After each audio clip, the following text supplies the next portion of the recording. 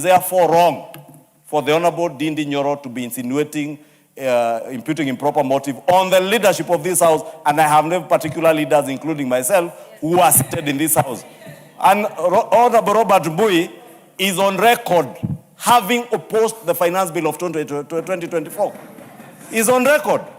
The Honorable Millie Odhiambo is on record having opposed that bill. The Honorable Mwenje is on record having supported that bill, opposed. The Honorable Kimani Ichung'wah, the Honorable Naomi Wako are on record having supported that bill. The Honorable Ndindi Nyoro is on record having supported that bill. We must be honest and fair to the people of Kenya. Because, Honorable Speaker, I will not sit here as a leader and allow a member to impute improper motive and mislead Kenyans just out of political expediency, Honorable Speaker. Let us speak to the facts, and Honorable Ndindi Nyoro says we are filibustering here. We are not filibustering. If you invite the wrath of the leadership of the House or any member by imputing improper motive on them, we will interrupt you. But if you stick to issues that are contained either in the bill or in the committee report, nobody will interrupt you. The finance bill, as it is, was actually published in the order paper slightly before the session. And clearly, Honorable Speaker, this was an ambush to members of Parliament.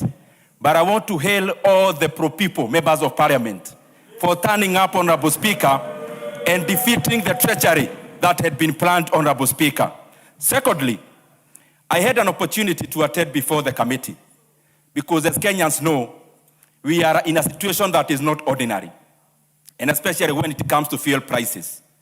And I thank Parliament for giving me an opportunity to appear before the committee, and Honorable Chair, you are there.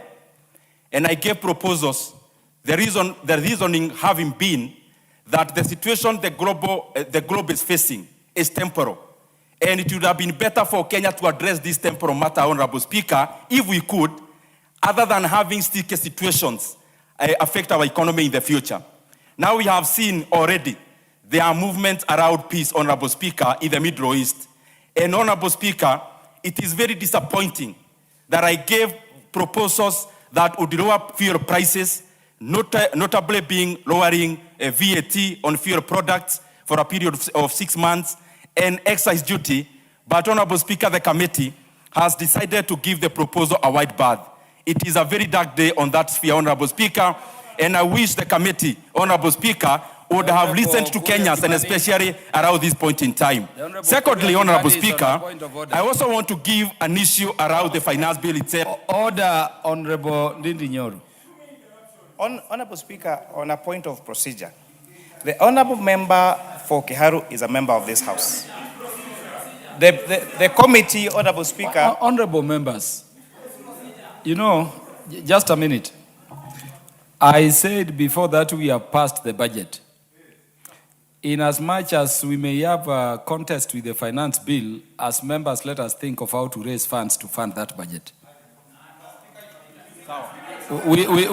Without saying you should either support or go against it. The Honorable Kuria Kimani, what point are you making? Honorable Speaker, it is starting on 71 on a statement of fact, Honorable Speaker. In terms of procedures of this House, and it's important that even as we speak to the gallery, we speak the truth. Our committee tabled our report today.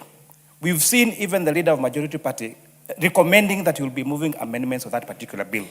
Yourself, a member of this particular committee, Honorable Speaker, you have said there are some clauses that you feel you'll be moving those amendments on this particular bill, Honorable Speaker. The MP for Kiharu should not impute improper motive of the committee. We are in no any obligation to adopt your recommendations. If you think you are convincing enough, Honorable Speaker, you need to come to the House tomorrow, draft those amendments, convince the House, and the House will agree with you, Honorable Speaker. It's that simple, Honorable Speaker. It's just a matter of procedure. Honorable Kuria Kimani, your point is made. Honorable Ndindi Nyoro will proceed. Honorable Speaker, that is the kind of filibustering that is wasting our time here in this House, Honorable Speaker, other than debating very important issues before us.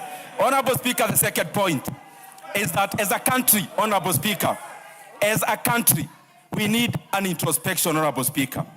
We have always had these finance bills every single year, Honorable Speaker. What are we told all the time? Tax administration, raising more revenue. But Honorable Speaker, let us use data. The most heated finance bill was 2024. And the leaders of this House are in record, Honorable Speaker, saying that even if Kenyans rejected, that leaders still went ahead and implemented in whichever way, Honorable Speaker. But this is the point. What did the country achieve, Honorable Speaker? I have looked at the graph in terms of the revenue of this country for the last 20 years, Honorable Speaker. There is nowhere you see a bump in the name of revenue-raising measures contained in the finance bill. The revenue in the country, Honorable Speaker, has grown organically the same way for all those years. And this is the point I'm trying to make, Honorable Speaker. Take your seat, Honorable Nyoro. I will freeze time for you. Honorable Honorable Majority Leader, what Speaker, is out of order? The member for Kiharu alleges that in 2024, despite the finance bill having been rejected, while it was passed in this House, leaders in this House went ahead to implement it. There are about 4 leaders now in this House: the Honorable Bui, the Honorable Mwenje, the Honorable Mili, the Honorable Naomi Wako, and myself, Honorable Speaker. And any decision of this House is not a decision of the leadership of this House. And we must be factual, Honorable Speaker, because the finance bill of 2024 was passed by this House in June. It was rejected by Kenyans. The President refused to assent to it, facts of life. On the 4th and the 5th of December 2024, this House passed proposals that were in the finance bill in 4 bills: the tax procedures bill of 2024, the tax amendment bill of 2024, business laws 1 of 2024, business laws 2 of 2024. And is therefore wrong for the Honorable Ndindi Nyoro to be insinuating, imputing improper motive on the leadership of this House. And I have named particular leaders, including myself, who are seated in this House. And Honorable Robert Bui is on record having opposed the finance bill of 2024. He's on record. The Honorable Mili Odhiambo is on record having opposed that bill. The Honorable Mwenje is on record having supported that bill, opposed. The Honorable Kimani Ichung'wah, the Honorable Naomi Wako are on record having supported that bill. The Honorable Ndindi Nyoro is on record having supported that bill. We must be honest and fair to the people of Kenya. Because, Honorable Speaker, I will not sit here as a leader and allow a member to impute improper motive and mislead Kenyans just out of political expediency, Honorable Speaker. Let us speak to the facts. And Honorable Ndindi Nyoro says we are filibustering here. We are not filibustering. If you invite the wrath of the leadership of the House or any member by imputing improper motive on them, we will interrupt you. But if you stick to issues that are contained either in the bill or in the committee report, nobody will interrupt you. But we will not allow you to mislead the House and impute improper motive on us. Thank you, Honorable Speaker. Honorable Speaker. Honorable Nyoro, continue with your contribution. Thank you very much, Honorable Taking note what the majority leader said. Honorable Speaker, that is the tragedy of being self-absorbed, Honorable Speaker. Who is that standing and next I'm saying to that, Honorable Nyoro? Speaker, because leaders in this House every member in this House is a leader, Honorable Speaker. Take your seat. Every member in this House is a leader in their own right, Honorable Speaker. And therefore, please. Honorable Nyoro, the Honorable DK Kiplagat, take your seat. Take your seat. Take your seat. Take your seat.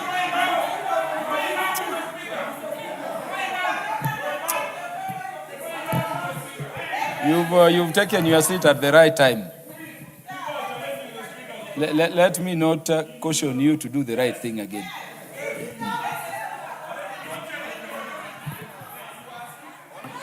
Honorable Speaker, that is the tragedy of being self-absorbed. When you have a higher estimation of yourself, Honorable Speaker, than the reality. Because, Honorable Speaker, every person in this House is a leader, Honorable Speaker. It doesn't matter the positions you occupy in this house. We are here as leaders, all of us, with an equal voice to represent Kenyans. Secondly, Honorable Speaker, the point I was trying to make. We need an introspection, Honorable Speaker, and we check through facts. These sequential finance bills every year, what have they yielded? Other than instability when it comes to policies in terms of investments and decision-making, Honorable Speaker, of business people and economic actors. The third thing, Honorable Speaker, that I want to pinpoint, Honorable Speaker. Kenyans watch in horror, Honorable Speaker. And Kenyans, we are dismayed. We have seen different pronouncements, Honorable Speaker, from the same government addressing the same issue. We have seen the head of state, Honorable Speaker, talking about exemption, Honorable Speaker, of payee for the Kenyans earning below 30,000 Kenya shillings, Honorable Speaker. That has not been carried in here, Honorable Speaker. These kind of roadside declarations, Honorable Speaker, are the ones we need to bring an end to, Honorable Speaker. But more importantly, Honorable Speaker, Kenyans earning below 30,000 shillings deserve a reprieve, Honorable Speaker. And especially in a situation where their pockets are raided from every direction, from the cost of living to taxes and levies, Honorable Speaker. Kenyans who are watching us expected that Kenyans earning below 30,000 shillings, Honorable Speaker, will be exempted from pay from this discussion, from this bill, Honorable Speaker. Honorable Ndindi Nyoro, take your seat. Take your seat. The Honorable Kiplagat is on a point of order. Order, Speaker. I don't know. I was wondering whether I'm transparent because I've been asking for a point of order for a very long time. But all the same, stop the noise. I'm on a point of order. Whether you like it or not, I'm on a point of order. Can I prosecute? Can you allow me to prosecute? Point of order, Speaker. Make noise. When you finish, I can contribute. Honorable Kiplagat, please address the Speaker. You see, I'm trying to make a statement and they are making noise. You are on a point of order. You are not making a statement. Okay. What is out of order? The point of order I'm raising on, Honorable Ndindi Nyoro, who is well versed in the current affairs, knows very well that what was happening between America and Iran, already there is a deal, and the deal will be signed on Friday, and that one has allowed the oil. Honorable Kiplagat, take your seat. You are certainly on a point of argument. You'll get your time to make your argument. Honorable Ndindi Nyoro, conclude. Honorable Speaker, the other thing is the insinuations we've been hearing here around Mitumba, Honorable Speaker. Yes, we need to grow our own industries in Kenya.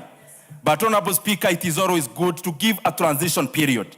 And I'm saying that because I've listened here some members making insinuations which are not correct, insinuating that there is no tax on Mitumba.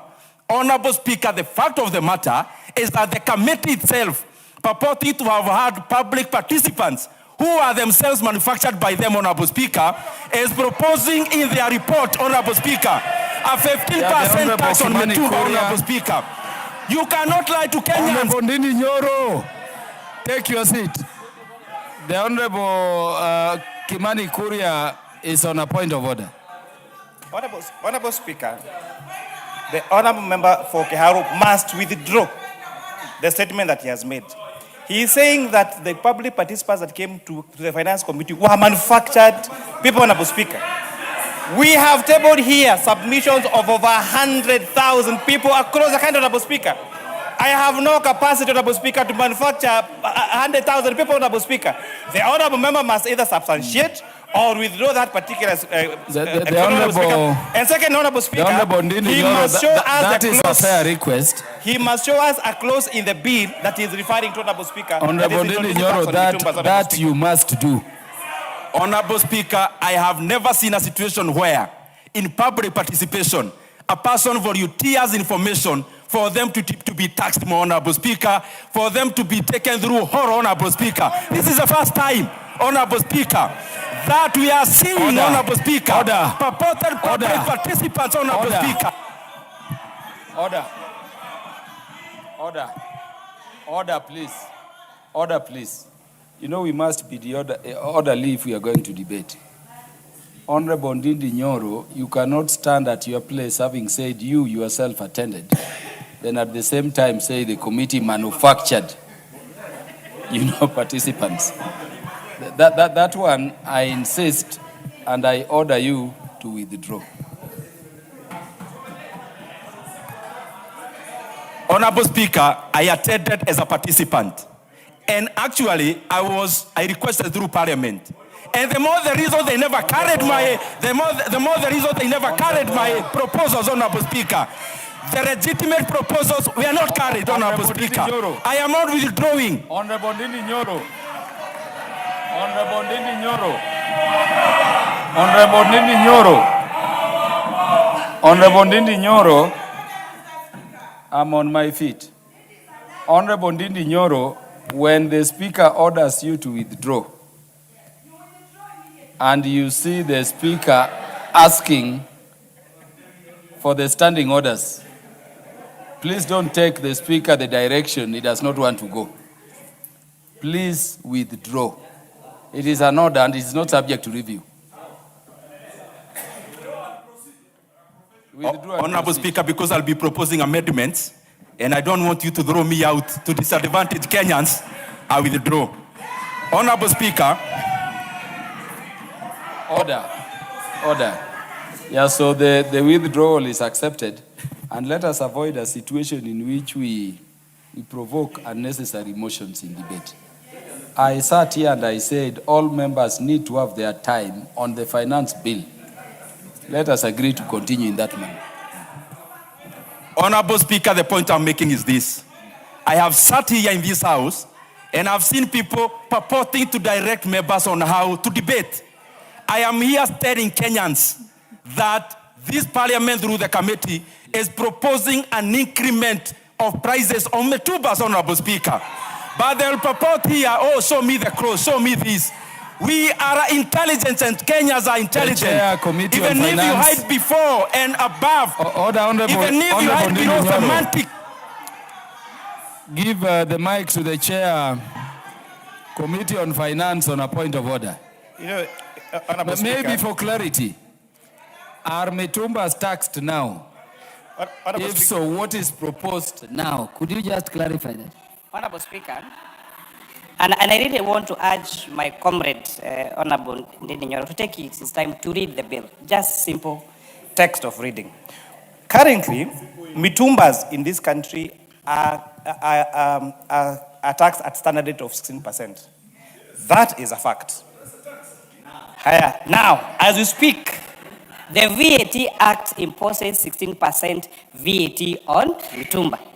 Once the importers of mitumba sell those particular mitumbas, Honorable Speaker, they are also subjected to 30% corporation tax on their profit, Honorable Speaker.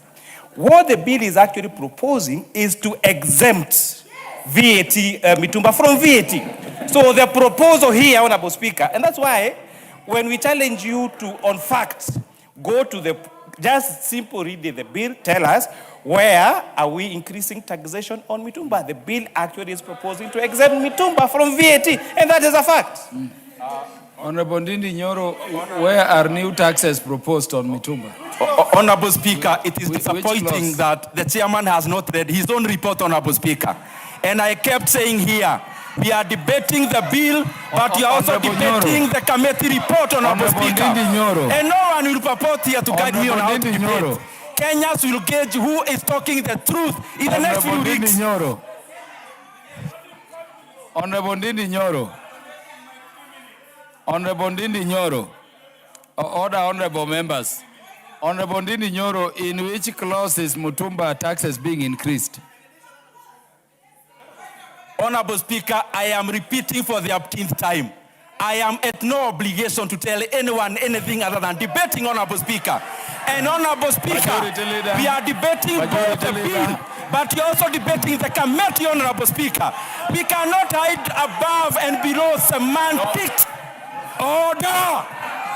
Order, honorable members.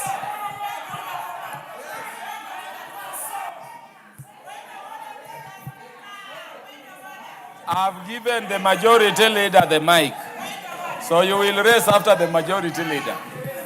Yeah, please, majority Honorable leader. Speaker. Honorable Speaker, you know, my brother, Honorable Ndindi Nyoro, says he's under no obligation to be directed, and in fact, nobody seeks to direct him. What the point of order the chair spoke on?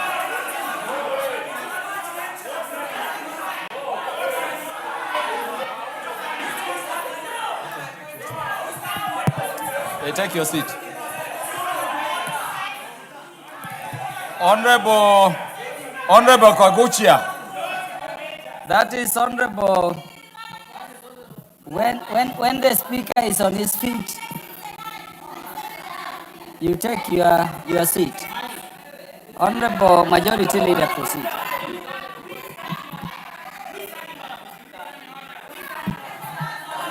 Honorable Speaker, I was saying the guidance you sought from Honorable Ndindi Nyoro was on the clause that is taxing mitumba in the bill or the proposal in the report of the committee that is proposing that.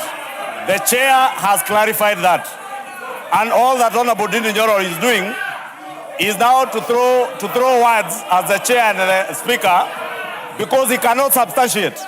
And Honorable Speaker, I know people want to shout and mislead Kenyans on record. But we also have an obligation, Honorable Speaker, to set the record straight.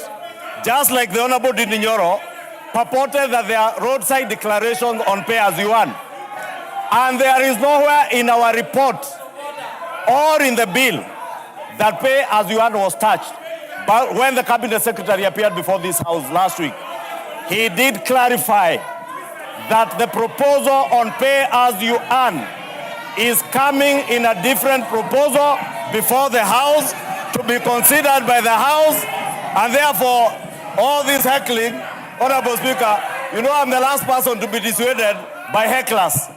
I know they have been instructed that they must be here to come and heckle. But you must use your brains and intellect to debate, not to come and shout aimlessly in the House. Use your brains and intellect to debate, not to shout. When you shout, Honorable Speaker, you are simply exposing to Kenyans just like the leaders who are misleading people out there. You are not utilizing your heads. Be upstanding.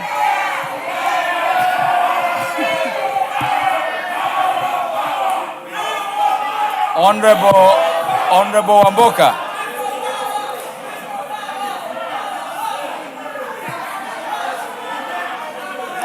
Honorable members, the time being 19:05 p.m., this House, order! Honorable Kibagendi, Honorable Majimbo Kalasenga, we are adjourning the House, please. Honorable members, and the time being 19:05 p.m., this House stands adjourned until Wednesday, the 17th day of June at 9:30 a.m.